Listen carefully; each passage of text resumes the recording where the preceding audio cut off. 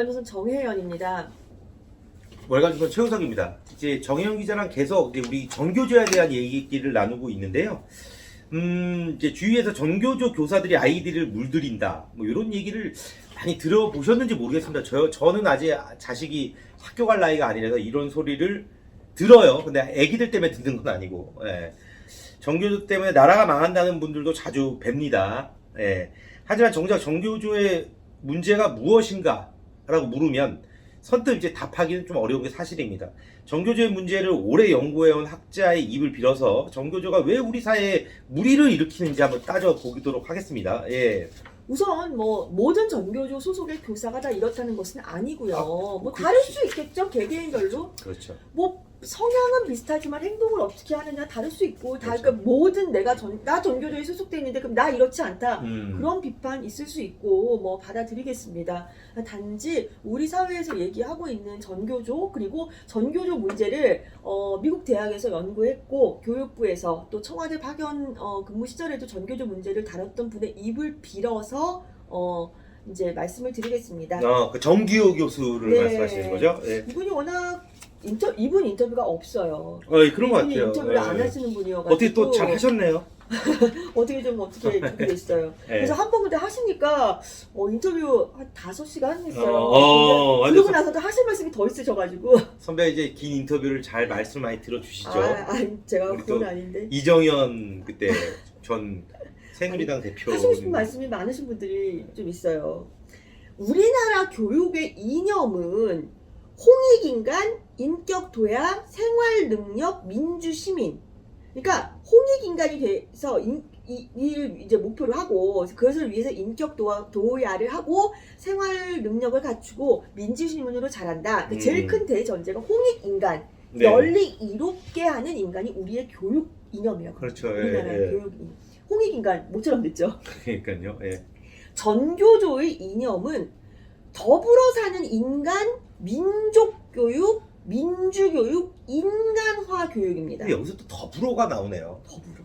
세기의 더불어인가? 그 뭐 김일성이 전집 그거 제목이 더불어 굉장히 좋아해요, 이분들. 더불어 민주당. 네. 네. 그러니까 이분들의, 그러니까 우리나라의 교육 이념은요, 이건 우리 교육법입니다. 교육법의 교육 이념은 홍익 인간이고요. 네. 전교조의 교육 이념은 더불어 사는 인간입니다. 네.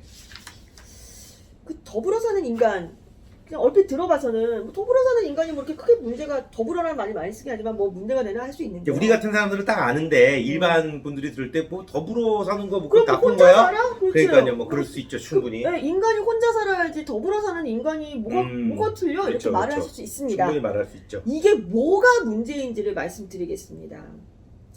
우리가 추구해야 할 것은 더불어 사는 세상입니다.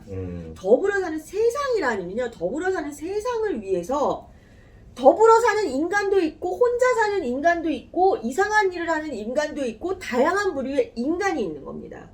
가령 영화 그 뷰티풀 마인드에 있었던 그 천재 수학자로 나왔죠. 노벨상을 받은 그 존 내쉬 같은 분은, 그분 그 약간 정신병을 앓고 계신 분이어서 더불어 사는 인간은 아니에요. 왜냐면 항상 혼자 있어야 되거든요. 혼자 연구하고. 그런데 이분이 만든 그런 모델은 더불어 사는 세상을 추구했고 더불어 사는 세상을 만드는데 일조를 했습니다. 그러니까 더불어 사는 세상을 추구하는 것과 더불어 사는 인간은 다르다는 겁니다. 네네네네. 더불어 사는 세상은 세계관입니다.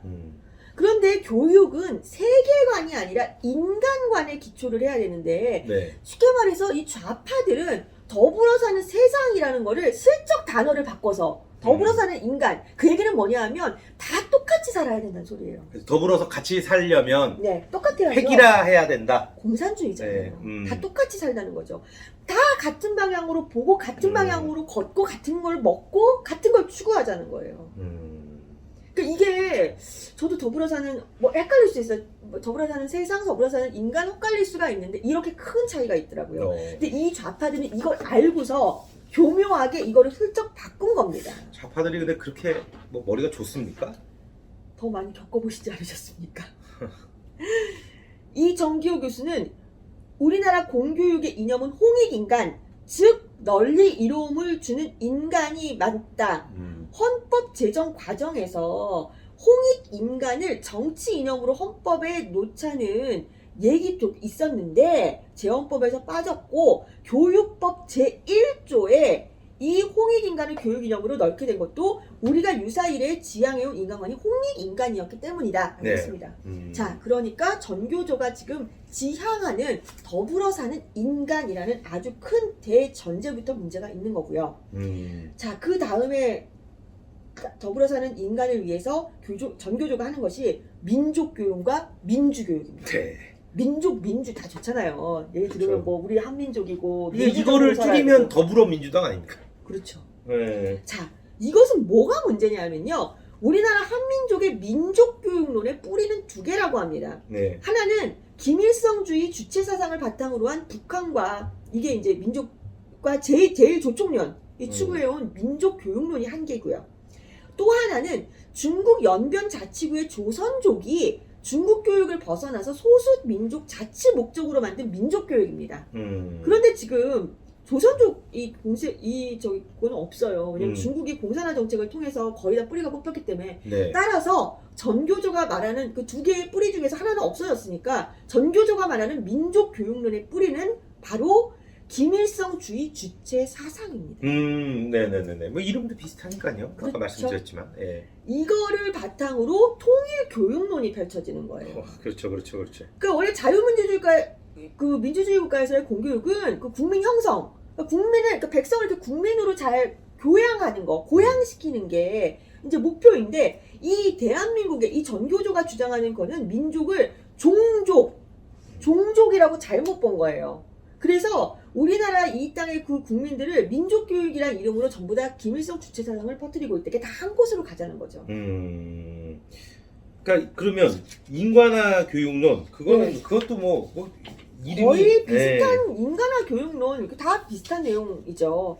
또 민중교육론 이런 것도 인간화 교육론은 이 정기교육에서 따르면 민중교육론을 재포장한 게 바로 인간화 교육이라고 하는데요. 네. 이 민중교육론 이거야말로 이제 특정한 세계관들이 네. 이제 추구하는 교육론이죠. 민중교육론이잖아요. 말 그대로 공산당과 똑같은 형태의 그 교육관을 가지고 이제 우리 아이들을 지금 가르치고 있는 거죠. 네네네. 교육에서 그 민주주의는 생활로서의 민주주의. 이게 좀 어려워요. 저도 네. 취재하면서 어려웠는데, 그 미국 교육학자 존 듀이, 이 사람은 유명한 분이니까, 이분에 따르면 이분이 말한 그 민주주의와 교육에서의 민주주의의 핵심은 말을 잘하는 것이 아니라 경청하는 것, 그렇죠. 불변의 진리를 거부하고 문제 해결을 위해 잠정적 진리. 이 얘기는 뭐냐면 절대적인 것은 없다. 무엇이든 간에 변수도 있을 수 있고 달라질 수도 있고 그 다양성을 받아들여야 한다는 거죠. 네. 잠정적으로 틀릴 수 있다는 것을 인정하자라는 것이고요. 그 다음에 세 번째로 투쟁과 승리가 아닌 교섭과 협상.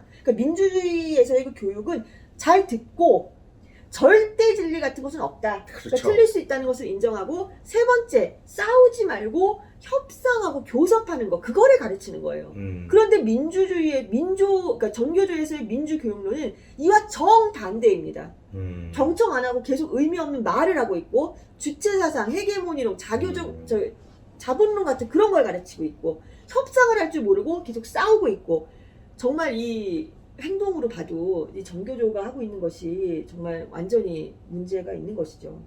거의 우선 그러니까 쉽게 말해서 정교조가 이야기하는 인간화 교육은 네. 민중교육용을 재포장한 거의 사기다. 네. 뭐 이렇게라도 표현이 되나요? 그렇게 표현을 정교육 교수는 하시더라고요. 그런데 문제는 이 전교조가 앞서서도 얘기했지만 이 절대적인 권력을 가지고 사실상 민노총을 장악하지 않았습니까?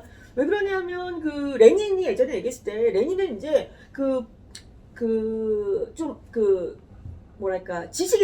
지식인들이 그 노조의 전면에 나서기를 바랬죠. 노조라기보다 그 계급 투쟁에 왜냐하면 블루칼라 보통 이제 노동조합이라면 블루칼라들의 모임이잖아요. 근데 네. 그 사람들이 얘기하는 것보다 화이트 칼라인 노조가 가서 말을 하는 것이 또 말빨이 잘 먹히잖아요.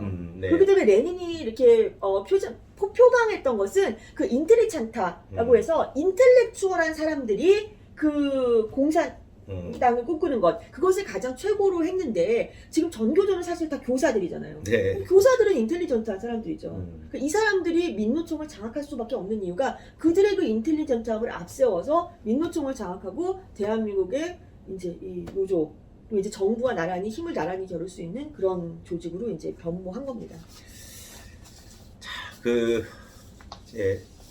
제가 40대인데 40개 선거 이 여론조사를 좀 보면 그 저번 완전히 그 소위 말하는 보수 정권에서 완전히 승리를 거둔 서울시장, 부산시장 재보궐선거 득표율을 봐도 서울시장만 생각이 나요. 그 박영선 후보를 유일하게 이긴 세대가 40대더라고요. 저가 40대인데 왜 그럴까 생각을 좀 해봤는데 그때 당시에 이 정교조랑도 좀 연관이 돼 있지 않나. 아주 깊은 연관이 있다고 생각해요. 저는 그렇게 거의 첫 세대. 네. 그렇죠?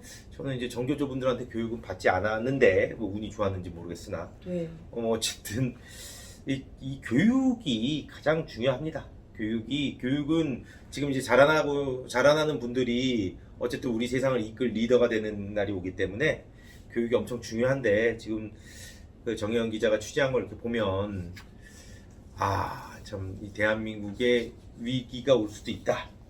네. 큰 얘기죠. 그런 생각이 듭니다. 네. 예, 이번 시간 여기서 마치도록 하겠습니다. 감사합니다.